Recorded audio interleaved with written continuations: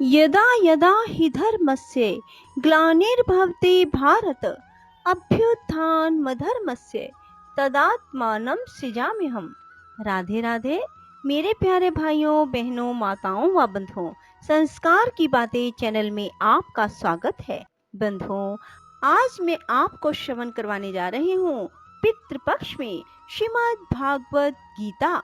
बंधुओं, हर मनुष्य को यदि वह चाहता है कि उन्हें पितरों की कृपा प्राप्त हो, उनके पितृ तृप्त रहें, तो रोजाना पितृपक्ष में श्रीमद् भागवत गीता को सुने। बंधुओं, पितृपक्ष में भी श्रीमद् भागवत गीता सुनने का एक विधान है। यदि आप तुलसी के गमले के पास बैठकर एक शुद्ध घी का दीपक जलाकर और एक लोटे में जल भरकर श्रीमद् भागवत गीता का श्रवण करते हैं या फिर पढ़ते हैं, तो आपके पितृ जल्दी से तृप्त हो जाएंगे और आपको आशीर्वाद प्रदान करेंगे। यदि आप ऐसे नहीं पढ़ सकते तो किसी भी समय दिन के आप श्रीमद् भागवत गीता का श्रवण करें, तब भी आपके पितृ प्रसन्न होंगे। बंधुओं, पितृपक्ष के 16 दिनों में आप तुलसी के गमले के पास एक कटोरी रखें और अपने दाहिने हाथ में थोड़ा सा गंगा जल लेकर पितरों का अर्थात अपने पूर्वजों का ध्यान करके 5 बार कटोरी में गंगा जल छोड़ें। ऐसा करने से आपके घर में यदि पितृ दोष है तो समाप्त हो जाएगा। और रोजाना श्रीमद् भागवत गीता के एक अध्याय का श्रवण अवश्य करें। बंधुओं, ऐसा करने से आपके पितृ आपको ढेरों आशीर्वाद होंगे और आपके रुके हुए कार्य बनते चले जाएंगे। बंधुओं, यदि आपने YouTube चैनल संस्कार की बातें अब तक सब्सक्राइब नहीं किया तो जरूर करें और बेल आइकन दबाना ना भूलें, ताकि आपको हमारी आने वाली सभी वीडियोस की जानकारी सबसे पहले हो सके। बोलो पितृ देवता की जय, कृष्ण भगवान की जय। बंधुओं, आप सब मेरे साथ मिलकर बोलिए कृष्ण भगवान की जय हो। बंधुओं, अब मैं आपको श्रीमद् भागवत गीता का पहला अध्याय सुनाने जा रही हूँ। सब बोलिए हरे राम राम राम हरे हरे, हरे कृष्ण कृष्ण कृष्ण हरे हरे। बंधुओं, संकीर्तन करते हुए अब हम श्रीमद् भागवत गीता के पहले अध्याय को सुनते हैं। बोलो गणेश भगवान की जय हो। ओम श्री परमात्मने नमः।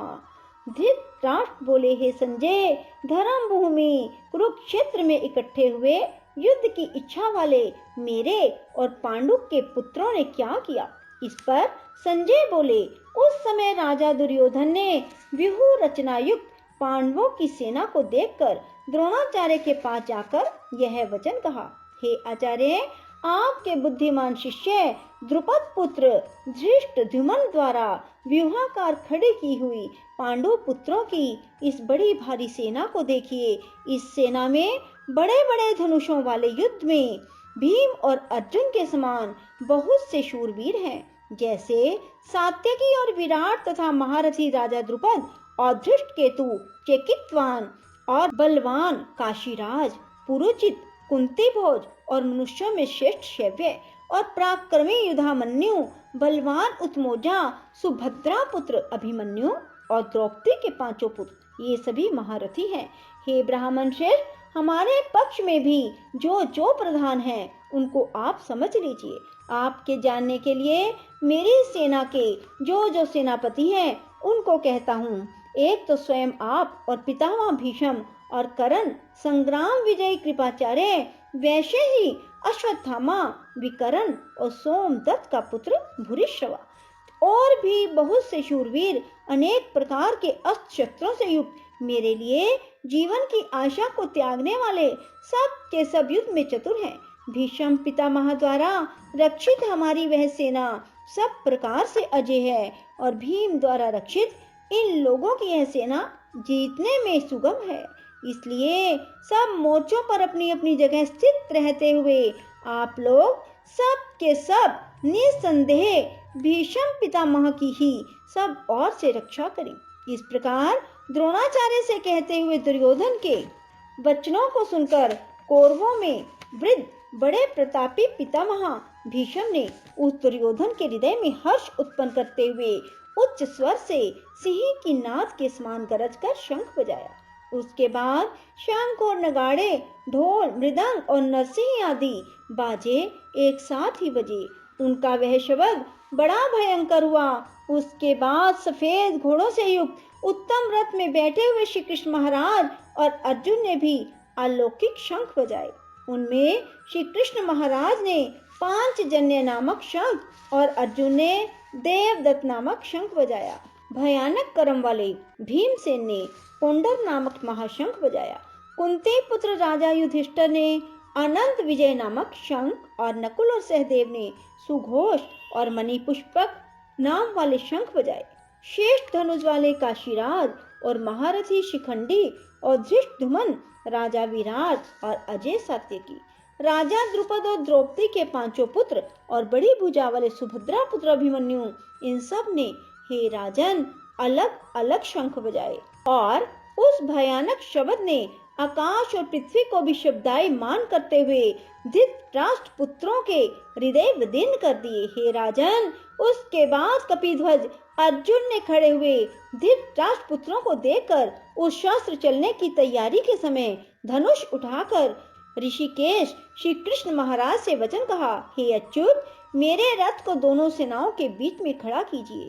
जब तक मैं इस स्थित हुए युद्ध की कामनाओं वाले को अच्छी प्रकार देख लूं, उस युद्ध रूप व्यापार में मुझे किन किन के साथ युद्ध करना योग्य है। दुर्बुद्धि दुर्योधन का युद्ध में कल्याण चाहने वाले जो ये राजा लोग इस सेना में आए हैं, उन युद्ध करने वालों को मैं देखूंगा। संजय बोले, हे धृतराष्ट्र, अर्जुन द्वारा इस प्रकार कहे हुए महाराज श्री कृष्ण ने दोनों सेनाओं के बीच में भीष्म और द्रोणाचार्य के सामने और संपूर्ण राजाओं के सामने उत्तम रथ को खड़ा करके ऐसे कहा, हे पार्थ, इन इकट्ठे हुए कौरवों को देख। इनके उपरांत प्रथापुत्र अर्जुन ने उन दोनों ही सेनाओं में स्थित हुए पिता के भाइयों को, पितामहों को, आचार्यों को, मामों को, भाइयों को, पुत्रों को, पौत्रों को तथा मित्रों को और ससुरों को, सुहृदों को भी देखा। इस प्रकार उन खड़े हुए संपूर्ण बंधुओं को देखकर वे अत्यंत करुणा से युक्त हुए। कुंती पुत्र अपने अर्जुन शोक करते हुए यह बोले, हे कृष्ण, इस युद्ध की इच्छा वाले खड़े हुए स्वजन समुदाय को देखकर मेरे अंग शिथिल हुए जाते हैं, मुख भी सूखा जाता है और मेरे शरीर में कंप और रोमांच होता है तथा हाथ से गांडीव धनुष गिरता है, त्वचा भी बहुत जलती है, मेरा मन भ्रमित सा हो रहा है, इसलिए मैं खड़ा रहने को भी समर्थ नहीं हूँ।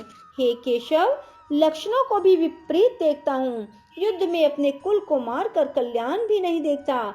हे कृष्ण, मैं विजय नहीं चाहता और राज्य सुखों को भी नहीं चाहता। हे गोविंद, हमें राज्य से क्या प्रयोजन है, भोगों से और जीवन से क्या प्रयोजन है, क्योंकि हमें जिनके लिए राज्य, भोग और सुख आदि इच्छित हैं, वे ही यह सब धन और जीवन की आशा को त्याग कर युद्ध में खड़े हैं, जो कि गुरुजन, ताऊ, चाचे, लड़के, दादा, मामा, ससुर, पोते, साले और भी जो संबंधित लोग हैं।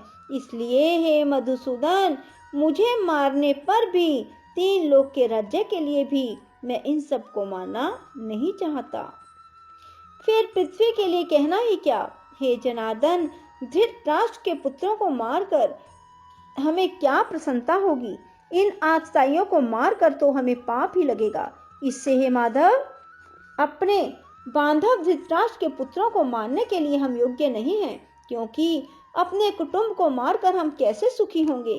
यद्यपि लोभ से भ्रष्ट हुए ये लोग कुल के नाशकृत दोष को, मित्रों के साथ विरोध करने में पाप को नहीं देखते, परंतु हे जनार्दन, कुल के नाश करने से होते हुए दोष को जानने वाले हम लोगों को इस पाप से हटने के लिए क्यों नहीं विचार करना चाहिए, क्योंकि कुल नाश होने से सनातन कुल धर्म नष्ट हो जाते हैं। धर्म के नाश होने से संपूर्ण कुल को पाप भी बहुत दबा लेता है। हे कृष्ण, पाप के अधिक बढ़ जाने से कुल की स्त्रियां दूषित हो जाती हैं।